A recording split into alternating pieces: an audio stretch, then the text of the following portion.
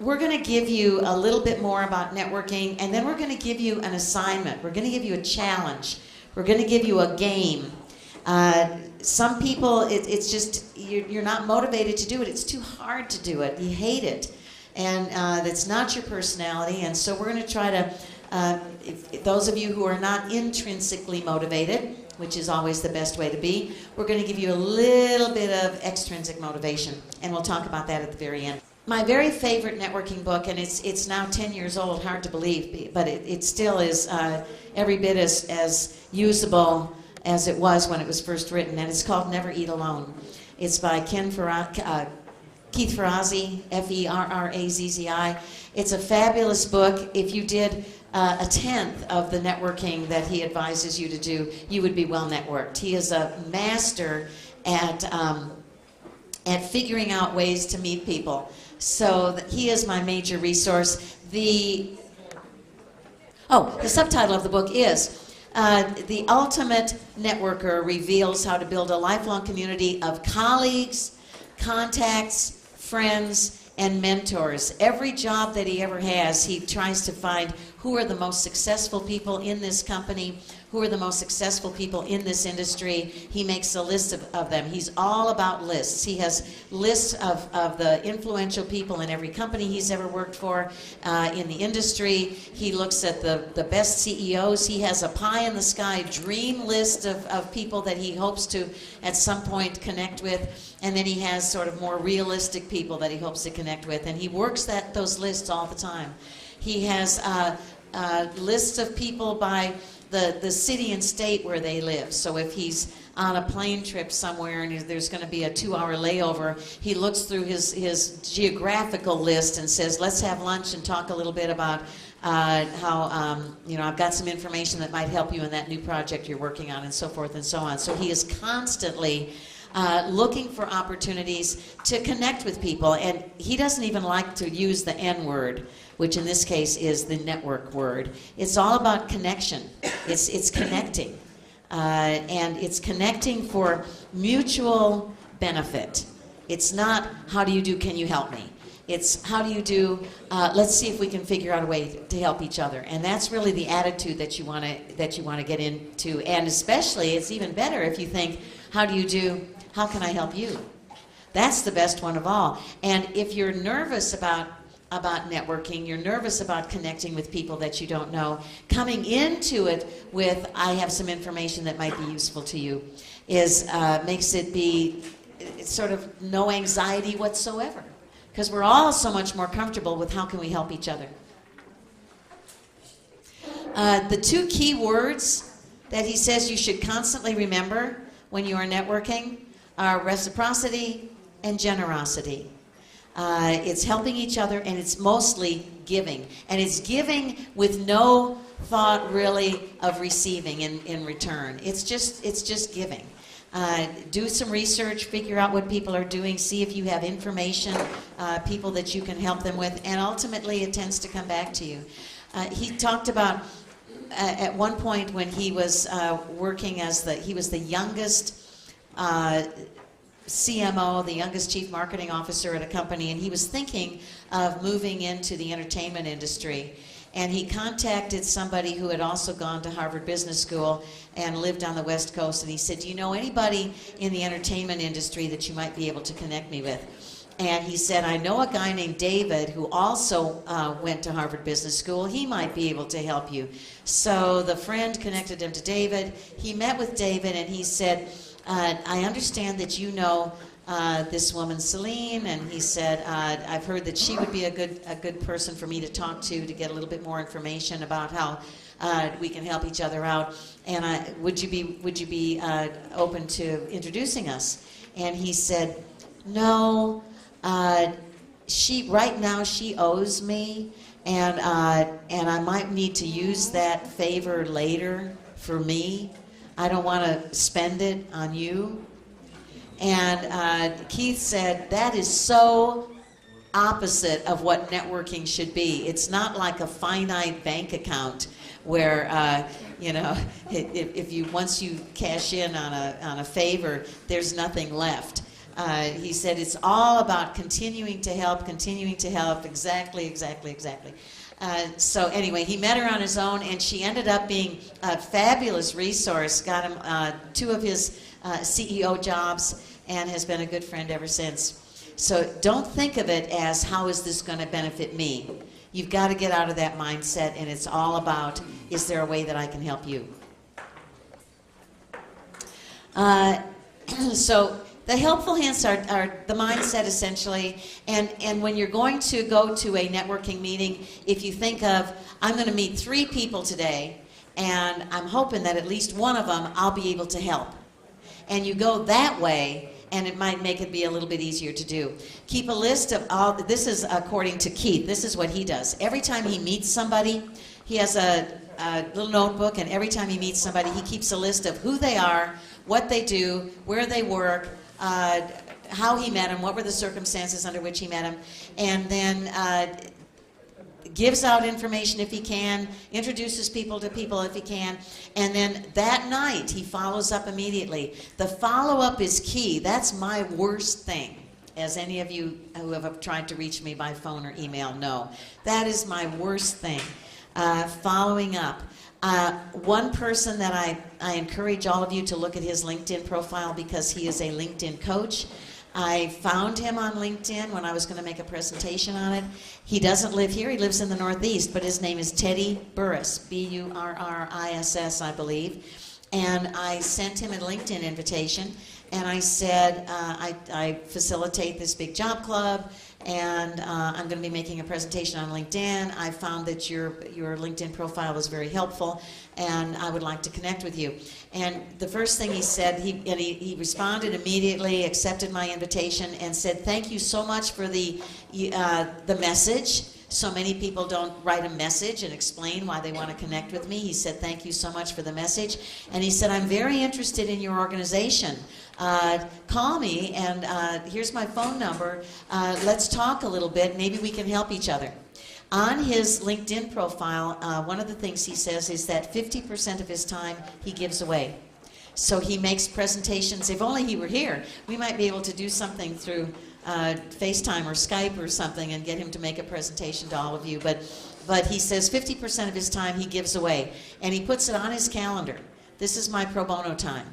And it sounds like a very generous guy, but I have never reached out. I've never returned the call. I need to do it. It's on my bucket list, but I have not done it. Following up immediately is important.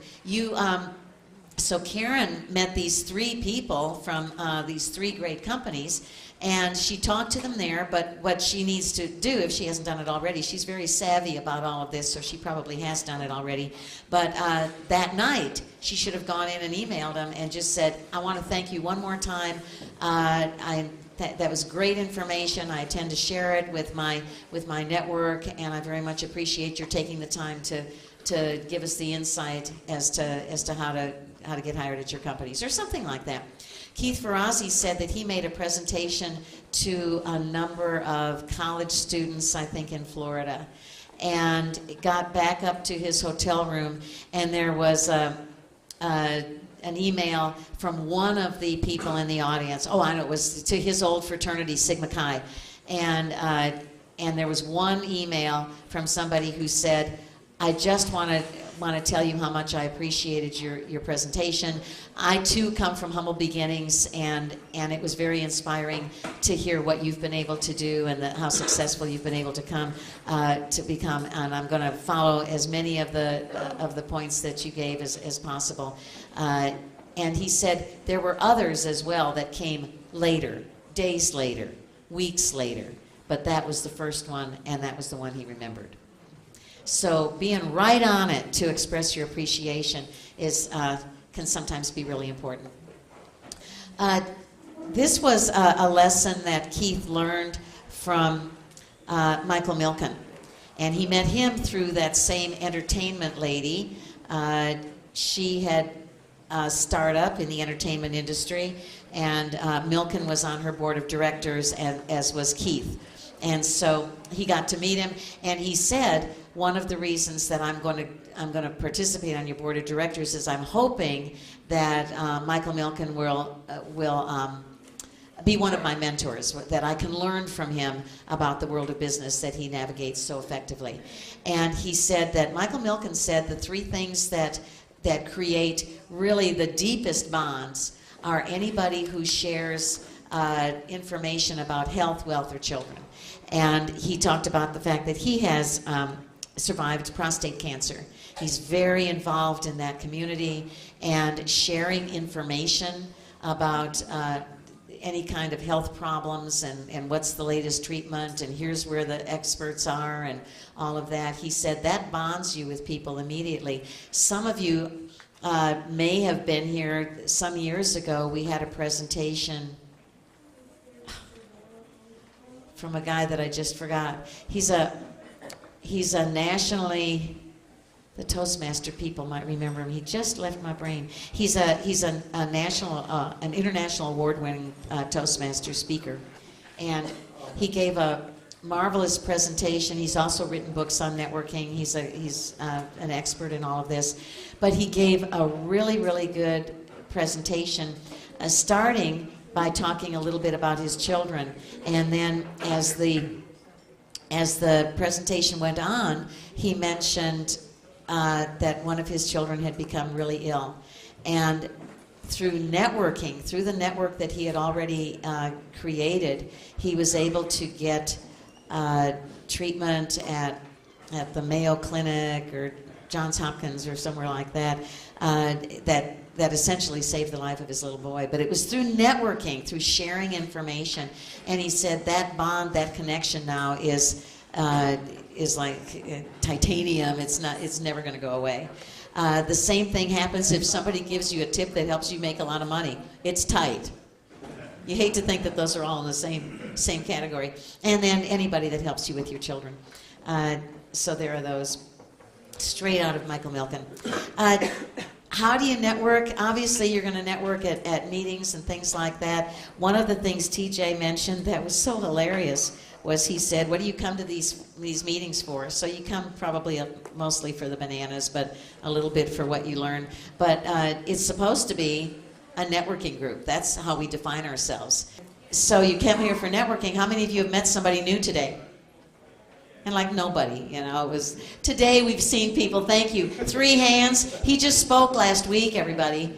Really? Let me ask that again. You might have thought that I was just like not really asking the question. So let's ask, how many of you have come into this meeting and actually taken it upon yourself to meet somebody new today? All right, way better. And that's all because of TJ. So we have some people, Rendell Taylor is a good example. He shows up usually around 9:30. And while new people are coming, sometimes 9 o'clock, and while new people are gathering, well, I didn't mean like now. Okay.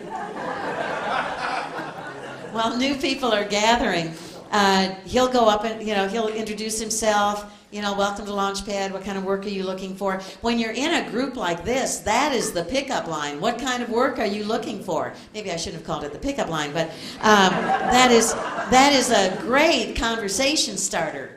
What kind of work are you looking for? One of the reasons that we advise you on your name tag to always put your name and the kind of work you do is that it's a conversation starter. Anytime you go to a networking meeting, don't just put your name. Put down what you do. And frequently we have a recruiter that comes here and sort of trolls the new people, and he's looking at your name tags because he's got jobs that he needs to fill, and he's trying to see if any of you have that talent. And then he'll, by the way, you can look at his website and see his jobs. Formerly, he worked for personifycorp.com, and you can look there at the jobs from that company, but now he works for publicconsultinggroup.com, and they have 4 divisions, I think. They do a lot of work for the government. It could be that our SAIC guy might want to work for them. Yes, and you're working for him? Yeah, I'm going to start. You're going to start? Okay, so he got hired as a consultant through Public Consulting Group, but they have, so all that Sean works on is his little division, but he said they have 3 other divisions and they're doing a lot of hiring, so look on their website, Public Consulting Group, and you can reach out and connect with Sean Shawn, S-H-A-W-N, Frederick, F-R-E-D-R-I-C-K. But at any rate, in places like this, you want as many people as possible to meet you and see your name, what you do, and your face. Your name, what you do, and your face. One of the things that we listed on the stuff to do list is a networking meeting that's going to happen at the end of this month, which is Network After Work. It's going to be on February 26th. Have any of you gone to the Network After Work meetings? A few of you have. Did you feel that it was worth the $12? No, she says no. Why not? I just feel like in the setting where it's so loud and people are having drinks and things like that, you know, here we don't get alcohol, but we do pay attention. And so, you know, it's good to be able to meet people, and I like the way that they segment it out, like they use different colors to determine which industry you're in.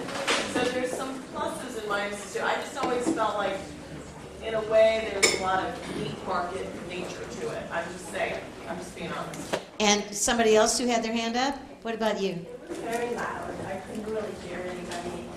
And, Right. And A lot of those were in the streets. it was, It's so like you're screaming. it was like, yeah, it was like after Because I it's a left, bar. my ears were ringing. And that's how loud. Yeah. And it was also a lot of people, the majority of people that I met there were independent business people, and they had stuff that they were trying to sell you. Right. Ah, okay. And that's frequently the way it is, Matt? I have one alternative. I've been to that one where you pay, and it's just like what she said. It's before the cattle call, and it was downtown, and I am taller than most people, but I had to do this to try to get around. It was too packed. Yeah. So I did try another one, though. It's a network in Austin, and I'll probably try to post it on the job club after I figure it out. But it was much more casual, and there were a bunch of people that were more interested in what you are doing. I met the leader of that group, did a quick talk. She said, send me your resume.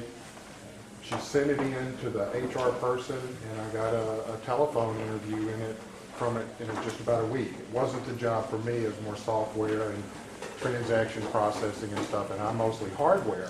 Okay. But she went out of her way, and and several other people in that group have gone out of their way to help me, give me tips, and I've gotten like telephone calls and emails with HR folks out of it. So if you link into me like I asked, it's on my groups. You can join and all of those things. And like I said, if you need intros or whatever, just let me know. As soon as we get our calendar fixed up, we'll be posting network in Austin stuff as well, but that is good to know. So the Network After Work charges a little bit of money. Not much, it's $12, but any of those mixers that I've ever been to, I figured out a way to make them work for me. I hate going to those bars and having those things, but I figured out a way to work to make it work for me, which I'll share with you real quickly. And really, this can work even in the places that aren't so loud. But normally they tell you, don't network with people that you know. You know, you want to network with people you don't know. You always want to meet new people.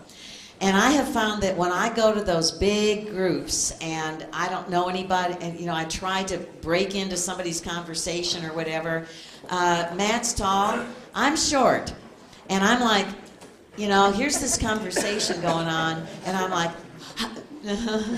yeah, no, yeah, right. And then they're finally like, who are you? Why are you here? That doesn't work for me. What I've decided I do is I walk around and I look for somebody I know. And I know a lot of people. And so I find somebody I know.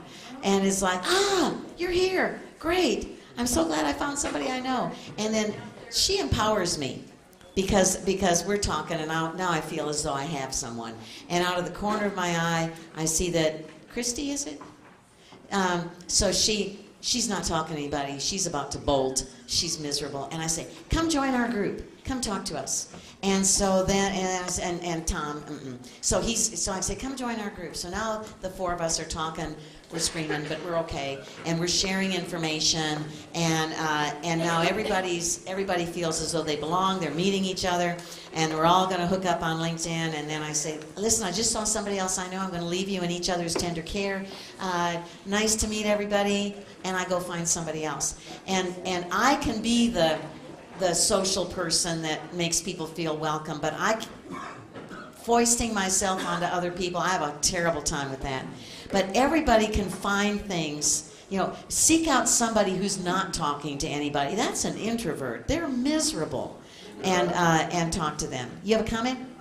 One strategy that might be useful is to find someone who's come to these events many times and ask them who the key influencer is, and then go try to talk to that person. The key influencer in a bar full of people. Okay. That would be the bartender. But no, you're absolutely right. That is good advice. That is good advice. That lots of times there is somebody, and volunteering too. Back when Door 64 used to have 3 mixers a month. Yeah, 3 mixers a month, 1 north, 1 south, and 1 central. And since I'm on the advisory board, I thought, okay, I should probably go to some of those. I hate those. And I thought, I would volunteer, and what I would do is I'd want to be the person at the door. I would want to be the person who greets everybody and says, here, fill out a name tag. Are you looking to find somebody in particular? Are you looking to find somebody from a certain company or a certain industry? Oh, yeah, well, I just saw a whole bunch of those folks. Let me go take you by the hand, and I'll lead you to those. And again, I'm the one that's the gracious one. And I'm empowered because I have this little job with a marker and a name tag. And so I would always try to work that. Keith Ferrazzi said that whenever there's a conference that he's really interested in, he doesn't go for the speakers. He said, I can read those presentations online. He said, I try to volunteer to be part of the committee that's putting it all together. I want to know who's going to speak. I want to know who's going to attend. I want to pick out the key people that I want to meet, and I want to find out which breakout sessions are they going to, where do I need to position myself to meet the speaker, all of that stuff. He uses it very strategically. And another thing that he says in that book is when you go to a conference or somewhere where there are speakers, he says, don't go to the restroom during the breaks. Please, go to the restroom during the speakers. Network, connect with people, talk to people during the breaks. And he would talk to people during the breaks, and then when they all reformed and they went back to listening to the speaker, that's when he's pulling out his laptop in the back row and saying, hey, it was great talking to you. How about we get together for drinks after the conference, and we'll talk a little bit more about your project that you're working on. I've got some ideas that might be useful. So he uses those just as huge networking hubs, with really good ways to connect with people. Getting together with interesting people and meeting interesting people socially, it's another thing. Don't think that because you don't have a job and you don't have a lot of money that you can't still have a whole lot of fun, and you can have a whole lot of fun with other people. He talks about all the parties he threw when he was like the poorest kid at Harvard and the poorest kid at Yale. He had a little teeny tiny apartment and with a fire escape, and so he would invite people. He'd say, I'm having a party, and he said, you got to bring everything, but I've got the music. That's what he would furnish, and all kinds of interesting people would come, and he still has parties with interesting people. And one of the people that he said he was trying to reach out to was Arianna Huffington, and he sent her an invitation and said, I throw parties periodically, and I like to invite interesting people, and I can't think of anyone more interesting than you. My parties are said to be lots of fun, and have all kinds of cool folks that show up, and I hope that you'll do it. If you want to talk to somebody that you know that I know about the parties, you can talk to so-and-so. She's coming as well. And so he got her to come, and he would have all these fun parties. And sometimes they would be theme parties. Anyway, you can do all kinds of things. I have a friend who used to throw girl parties, and she would say, everybody bring something that you like to eat, and your oldest purse or your favorite charm bracelet or something like that, and we'll talk about it. And it would just be, guy parties would just have a big old carcass on the table. Girl parties have other stuff. But having parties, having dinners, getting together to go do exercise. Keith said that he would say, oh, and in fact, one of the cool places to meet people and to network with people is go to the Y. They have discounted rates at the Y if you're not working, and go early. Go at 5 or 6 in the morning, because who goes then? Executives, people that are working. And so that's when they go. Don't go during the day when nobody's there, except for housewives, Go when the working people go there, and lots of times it's the executives who go at that time and talk to them. You can usually get a free 1-week membership at a gym, and just get those free weeks at every gym, You don't have to spend a lot of money. Work this, people, work this. Okay, all kinds of free events, and I always publish the stuff to do list, which has all kinds of free events. So we're getting into summer, which is the best time ever for free events in Austin. They've already posted their movies in the park. We got free movies. We'll have free music. We'll have free symphony ensemble concerts. We'll have Blues on the Green. We'll have all kinds of free stuff. And do not ever go somewhere where there are other people that you don't meet somebody. Sometimes it's just those joints that are passing at Blues on the Green. You're part of a big community,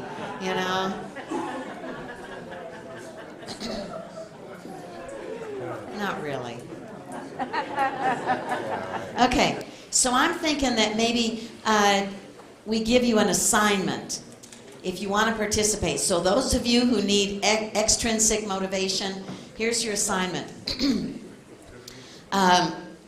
Attend a meeting. It can be any meeting. Meetup.com. Go to meetup.com and start talking to people that share whatever proclivity you have. It doesn't matter how bizarre it is. There will be other people in Austin who will share that. Go to a meeting, have fun, and meet people. Network with them. Any place you go, and make it a point, say, I'm going to meet at least 2 people, and I'm going to have a meaningful conversation with 2 people, and then I'm going to follow up with them.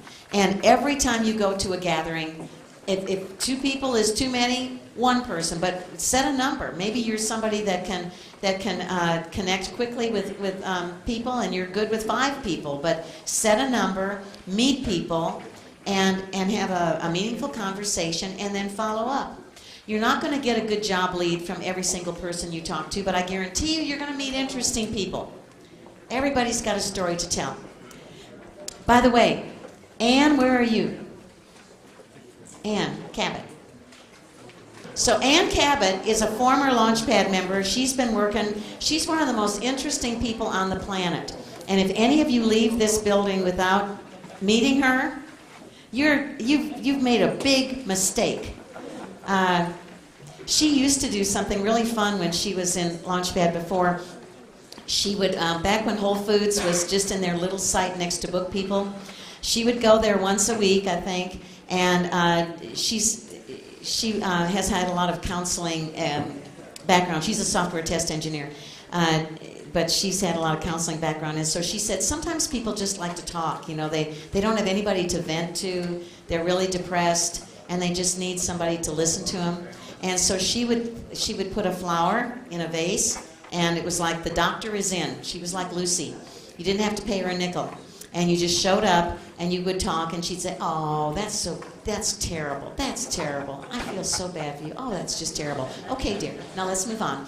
And then she, you vented. Now let's move on. Let's get more positive. So she did that. She is launching her. I don't know, is this going to be your 4th career? Post-retirement career. Post-retirement. She worked for SAIC, by the way, at the VA as a software test engineer, but she's an enormous traveler. She's been to, I don't know, like 60 countries. And recently, I'll just tell this real quick because we're over 11:30. But she was in Hawaii. She's a snorkeler. She's gone all over the world snorkeling.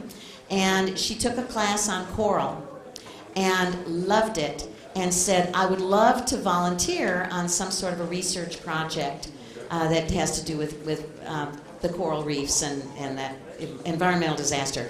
And her teacher said, well, you should apply with the person that wrote the textbook, who is a scientist in Australia.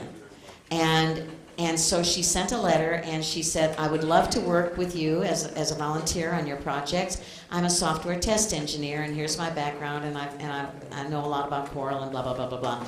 And he responded immediately and he said, hundreds of people volunteer to work on projects with him. And he said, but yours is the letter that I'm responding to because we are trying to map the coral reefs all over the planet.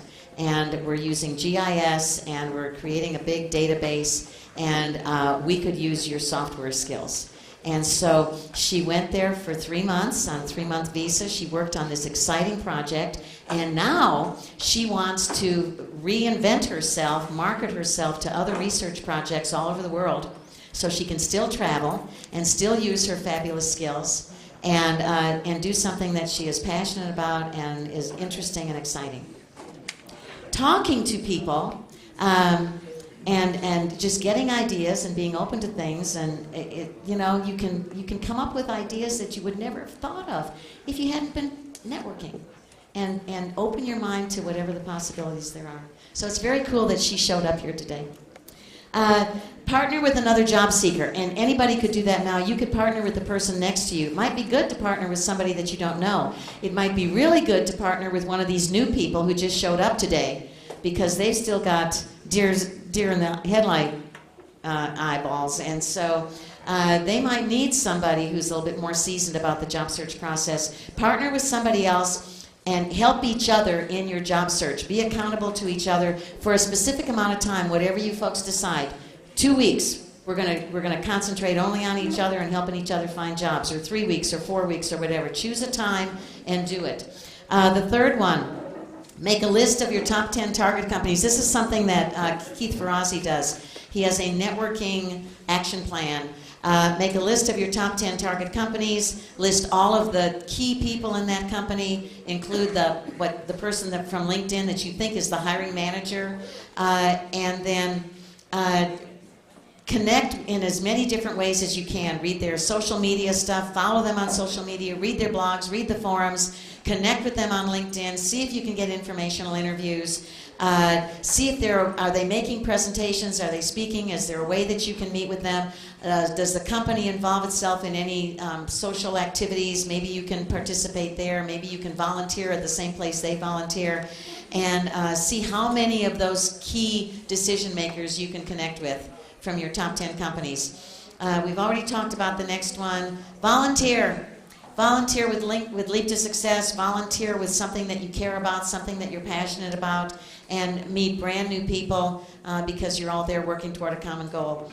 And then I want you all to come up with one other way to network that we haven't talked about. Figure out another one, connect with people, and then when you have done every one of these, I'd like you to write up a real brief report about what worked for you, what didn't work for you, how successful things were, what you did, where you went, and then turn it in, and people will receive an award, a prize of some sort. Hopefully monetary, unless every single one of you do this, and then it will not be monetary. When is the deadline? How about, let's see, this is mid-February. What do you think would be fair, like the end of March? We give you 6 weeks? Oh, you will all be employed. That's too long. Okay, how about the Ides of March? That's easy to remember. Does everybody know what that is? March 15th, Julius Caesar. Beware of the Ides of March. Okay, March 15th. Everybody clear on that? Is that maybe we should have it be a let's see, what day is March 15th? Oh, March 15th is going to be a Sunday. Okay, because it's the same as February. All right, March 15th.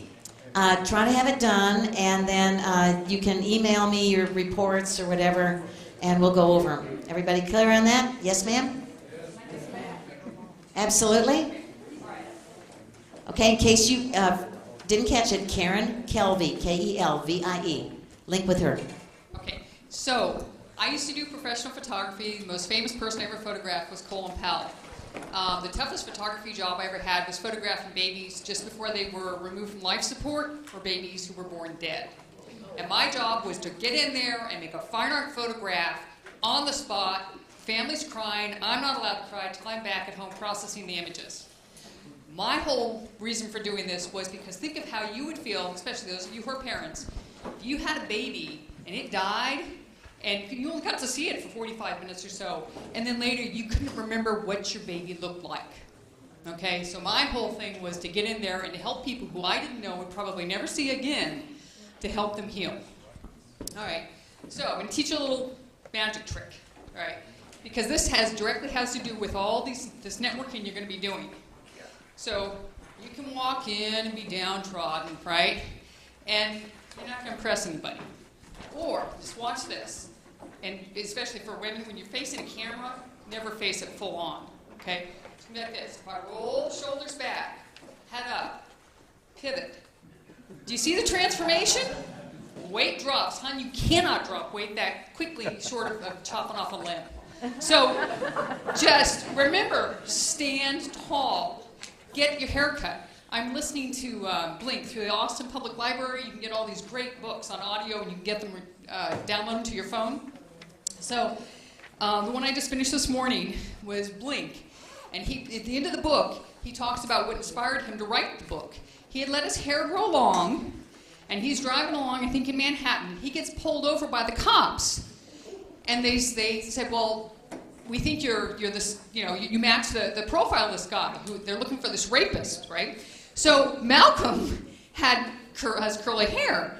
And so he looked at it and he goes, well, okay, I have curly hair. And this guy has curly hair, but he's 15 years younger than I am, and however many pounds heavier. And after 30 minutes or so, he finally got the police to leave him alone. But how you dress, how you wear your hair, how you carry yourself, you are making an impression on people every moment of the day. Okay? As I said earlier, do not come across as someone's parent. Do not talk about your children. Do not talk about your grandchildren if you are talking to someone who you hope will help you get a job. Okay?